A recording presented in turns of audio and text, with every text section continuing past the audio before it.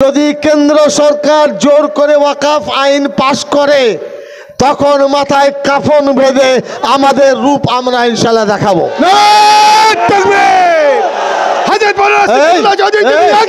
আমরা তোমার সাথে আছি। আপনাদের এটা খুব ভালো করে বুঝবেন, আর পারের লড়াই অস্তিত্বের লড়াই, জীবনে বেঁচে থাকার লড়াই। এটা কোনো রাজনৈতিক চর্চা করার লড়াই নয়, এই লড়াই হলো নিজস্ব সম্পদ রক্ষা করার লড়াই। নবীরা প্রমাণ চায়, মূর্খের দল ওয়াকফ পড়েনি, ওয়াকফ কাকে বলে তারা জানেন না। এটা আমাদের কর্তব্য, আমরা বলবো না তা বলবে কে? আমাদের ব্যথা বেদনা আমরা রাস্তায় বলবো তা বলবে কে? এই সম্পত্তির জন্য জিভ দিয়ে লাল পড়ছে বিজেপির, তাদের লজ্জা হয় না? তাদের শরম হয় না? হ্যাঁ, আমাদের সম্পত্তি কেড়ে নিতে চাচ্ছ, হবে না।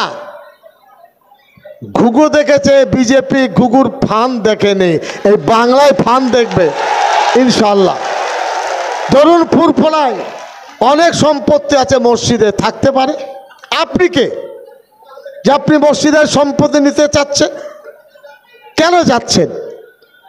এবং এই রহরা রামকৃষ্ণ মিশন হিন্দু ব্যক্তিত্বের দ্বারাই পরিচালিত স্বশাসিত সংস্থা, তাদের সম্পত্তির মালিকানা সরকার নেই, তাদের ট্রাস্ট তারা চালাবে।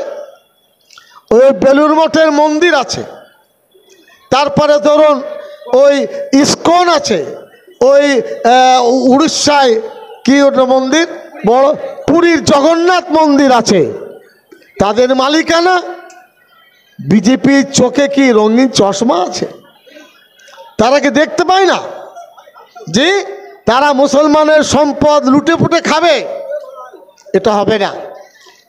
হিন্দু ভাইদের আমি তাদের সঙ্গে ঝগড়ার আমাদের নেই, কিন্তু জিজ্ঞাসা করি মসজিদের ইমাম কে হবেন, মোতাওয়াল্লি কে হবেন, এটা কি হিন্দু ভাইরা ঠিক করতে পারবেন?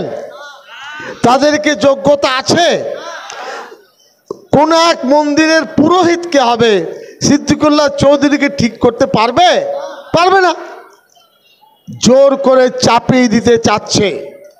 আমি অনুরোধ জানাবো আজকে সমাবেশের মাধ্যমে, मैं गुजारिश करना चाहता हूं तमाम अपोजिशन पॉलिटिकल पार्टी को, आप अपनी ताकत से वक्फ बिल को विरोध कीजिए, विरोध कीजिए। मस्जिद, माद्रासा, खानका, ईदगाह सब কিছু চ্যালেঞ্জের সম্মুখীন হয়ে যাবে। এটা কোনো মামুলি প্রশ্ন নয়। আমরা দুঃখিত যে এটা নিয়ে যে চর্চা দরকার ছিল সেটা কিন্তু হয়নি। আমাদের অনেক কষ্ট করতে হয়েছে।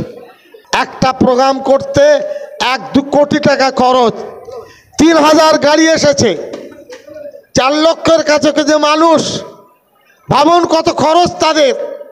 কিসের জন্য? আল্লাহর জন্য। কিসের জন্য? যে আমরা ঐক্য হয়ে থাকবো, ওয়াকফ সম্পত্তির এই বিল আমরা মানব না, এটাই আওয়াজ আমরা তুলতে এসেছি। সেন্ট্রাল গভর্নমেন্ট সাচার কমিটির রিপোর্ট অনুযায়ী তারা বলছে মুসলমানরা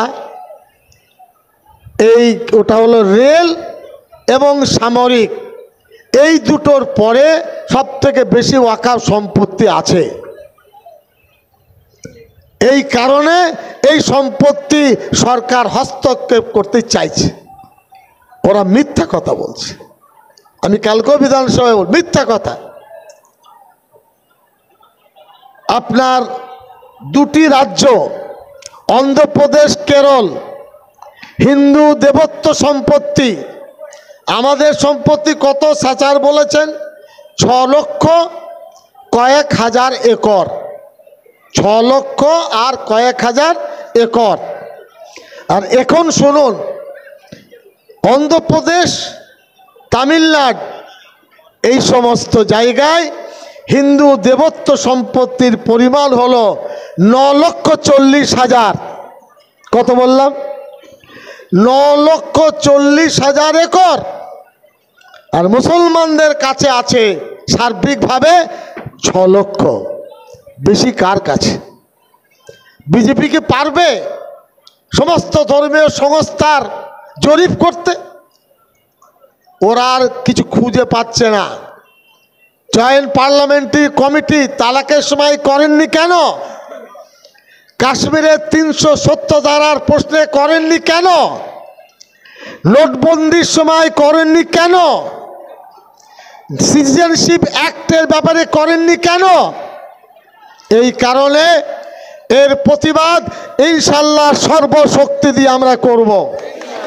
আজকের সমাবেশ প্রমাণ করে দিচ্ছে, দুটো ব্রিগেড প্যারেড গ্রাউন্ডে লাগবে, তবে আমরা পেট ভরাতে পারবো।